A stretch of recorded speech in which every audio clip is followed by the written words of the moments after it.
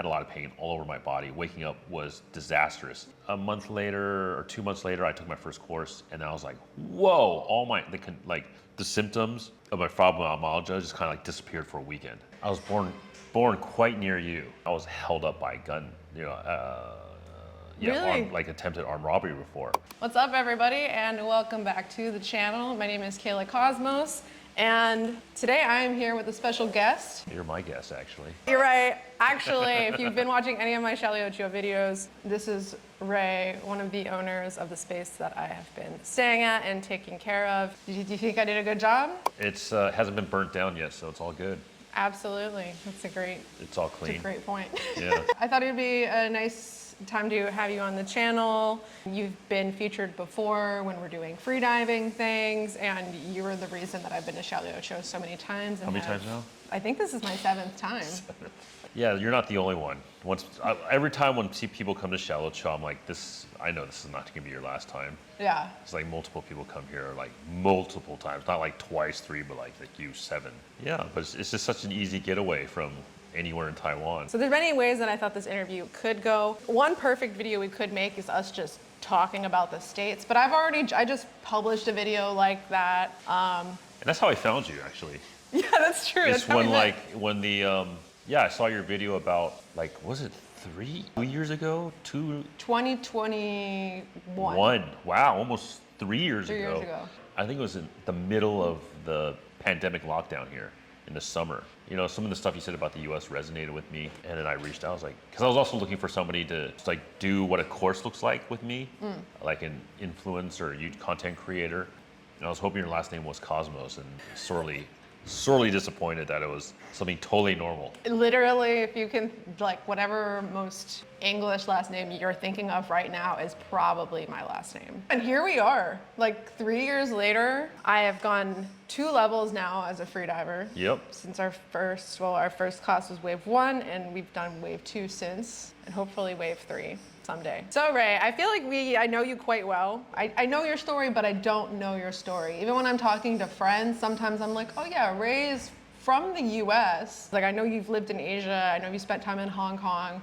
I'm like, I don't, fully know the story. So can you tell me, where did you grow up? Where I was born and raised, the US, right? Where my parents are from, basically Hong Kong, even though they have a little bit of China in their background. My dad has a little background in Taiwan because he did medical school here. Oh, so cool. I was born quite near you. Really? Youngstown, Ohio. Youngstown, Ohio, right? Right. So that's actually Steelers country. Yeah, I am from Steelers country or Buffalo Bills country, depending. We're kind of in between. That's where Youngstown is, because it's either the Cleveland Browns or the Steelers, right? I was born in Erie. 2 hours away. Okay, so we were born within 2 hours distance of each other, but many years distance of each other. So did you grow up in Ohio though? Were you a country boy? No. Shortly after I was born, we moved to near Cleveland, Rocky River, Ohio. And then at about 3-4 years old, we moved to Fresno, California. Okay. Thank God. And did you stay there until you went to UCal, right? University of California, Berkeley. Okay. Yeah, well, they're all the way until university, graduated from university, and then I didn't feel like looking for a job. And my dad always said, promise me, you'll someday live 1 year either in China, Hong Kong, or Taiwan. So I was like, hey, Dad, how about I go to China and learn Mandarin?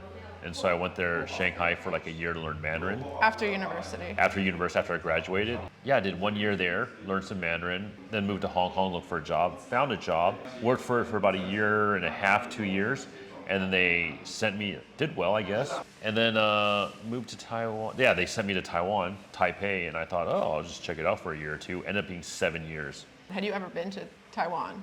Before that, I other than the 2 weeks I was here when I was 14 on vacation, I had a weekend in Taipei to eat Din Tai Fung and Niu Mian, and that was it. I was like, can I go and check it out? They're like, no, you can't. I had some friends in my department that were recommending to do this, and they just have been they lived in Taiwan for a long time. There's Taiwan's the best place ever, live so well and not that much money and whatever. And I was like, okay, cool, let's go check it out. So then you came to Taiwan. Why did you decide to maybe never pursue working in the US? It just would have been hard to make it work financially. right? Even though you were making like, A lot of money, but it's just if the only place I could have worked is New York City, possibly San Francisco. And New York City's the money I'd make, like half of it would be gone. Not you're like taxed 60% if you include everything, right? yeah, very true. You And taxed a so lot. why would I struggle? You know, in Asia it would have been much easier. And the crime. I remember once I was like walking around in Shanghai, and this is like 1995. It's a mess there. You know, a lot of honking cars, polluted, blah, blah, blah. But then I just had the epiphany. I was walking home one day from school. I was like, wow, I don't have to worry about getting shot. Because I went to, you know, my university was a very urban area and I was held up by a gun, you know, Really? like attempted armed robbery before. And so it was always in the back of your mind, especially when you're walking around at night. Like in Vegas, it's still like you never know, like when you have road rage or something like that. Yeah. Someone you don't Literally. you don't even have road rage. You're Literally. just like driving. It's like, oops, I made a mistake. Why do everyone have to get angry about like when I make a mistake? It's like Yeah. you had never made a mistake before, and then they'll just come up and try to cut you off or shoot you. Fight you? Yeah. Yeah, it's just- oh my God. But I don't got much life left in me, so I don't have the time. So You're like, it's sort of, fine. let me just find the place where it works for me, and Yeah. Taiwan works for me. Okay, so then you're in Taiwan. You're making like what, 200K a year working as a trader? Base plus bonus. So like bonus could be multiples of that. That's crazy. Okay, so making hella money. So my last stint, it lasted 6 months, and it was my company that laid me off 2 years prior, hired me back again, doing the same job, and What year was that? 2019. Okay, 2019. And I just recently learned that freediving was something you could learn to do and take a course. I thought it was just something that you kind of picked. Like, you know, surfing is kind of something you don't really go and do a course, right? It seems like something you just kind of pick up or you have your friends teach you, right? In the States it is anyways. But then I learned that like it was a course you could take, and then as soon as I got, like, you know, I put stuff off you know, that's just my nature. If I want to do something, it's like, oh, I'll do it later. You know, I couldn't.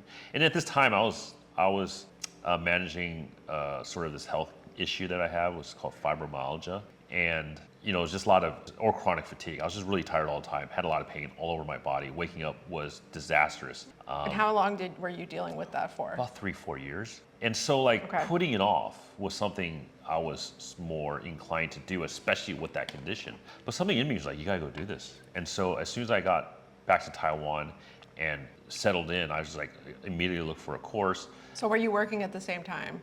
Or Yeah, you had- I was okay. working. And That then was your last 6-month stint with your job. Yeah. That you were also gonna go start freediving. So within the first month, I was looking to take a freedive course. Okay. And then a month later or 2 months later, I took my first course, and I was like, whoa! All the symptoms of my fibromyalgia just kind of like disappeared for a weekend. I was like, wow, damn. Okay. Then I was like, then when my instructor was like, hey, I'm putting the next level course together. Do you want to give it a try? I was like, fuck yeah. Just immediately wired him the deposit needed to do, and I wanted to see if it was a fluke. And Were you training in the Philippines? No, it's right here. Oh, right here. This island. Oh Yeah. my gosh. And yeah, I just felt amazing. I was like, all right, this is something I want to pursue. I'm gonna make it a target to become a freedive instructor, and you know, teach as a side gig as I was working, teach on the weekends, and so I can sort of make some money and whatever. So I don't have to throw money down the drain into another hobby. Then I got laid off 3 months later, 2 months later, and I knew exactly what I wanted to do. And so I went to Indonesia and got my freedive 4 months or whatever of training, and got my freedive instructor certification. And then you decided you're like, all right, I'm gonna come back to Taiwan and do this? Like, No, so it was what the end of happened after? 2009. It was the end of 2019, okay. and we all know what happened. So you were like prepared to be like, all right, I'm gonna be a freedive instructor. No, actually, I was planning on And then, finding work again, okay. and then sort of side gig as a freedive Okay, instructor. okay. That's like, because I can, you know, the second half of the year for my industry, it was not a great time for hiring, and I would just keep in contact with people like and headhunters and asking about job prospects, right? So after I finished that course, then traveled around a little bit, and then in 2020 February, went to the wedding, and guess what happened? Got stuck in the U.S. So I couldn't really go, and like I really had to be either, you know, based in Hong Kong or Taiwan or somewhere in Asia to interview to try to get a job. And that wasn't happening, right? 2-week quarantine, and then, you know, staying, it would have been prohibitively high, costly, very financially for me to go there. So I was like, I'll stay in the U.S. And I worked with a scuba diving shop in Vegas, and so I taught freediving through that school, and really started getting to like it. And then as me and Sheila, my wife, as you know, Yes. we just sort of started scheming or planning what we're gonna do So Sheila was also stuck. With you in Vegas. In the U.S. And we decided, like, I always wanted to come back to Taiwan. Yeah, That's a lot. I'm a lot. So we planned, like, hey, I always had to come back to Taiwan to get my citizenship, and then also she could get her citizenship after I got my citizenship, and I had to stay here for a year straight. So what better time than during COVID, where you can't leave going in and out of the country easily, to stay someplace for 1 year straight. The idea of me staying in one country for a year was just like unheard of for the last 20, 25 years of my life. And so I was like, yeah, 1 year. What better time than right now to do it? So yeah, we came here, and it's like, oh, why don't I just move to Xiaoliuqiu? The cost of living here is not very expensive, and I can see how I like teaching freediving. And so what year did you move back? 2020, end of 2020. End of 2020. So you did do a quarantine. Yep. But you were like, that's the commitment. You were like, it was kind of a perfect setup. Yeah. So you could probably get out of the chaos of the States. And that was like during the election, so it was like, Yeah, like dude. every day I was angry about something politically. So Right. So then I think we probably met within like about a year after yep. you were here. I trained with you. We still chill. Every time I come back to Taiwan, I always come back to Xiaoliuqiu. Actually, last year you had the first Deep Week in Taiwan. Yeah. So then this upcoming one is going to be the second one that we've held in Taiwan. You want to tell us a little bit about Deep Week? Deep Week is a freedive festival, the largest freedive festival in the world. Taiwan has something like 130 participants coming, 100 students, 30 plus instructors. We usually have one special guest.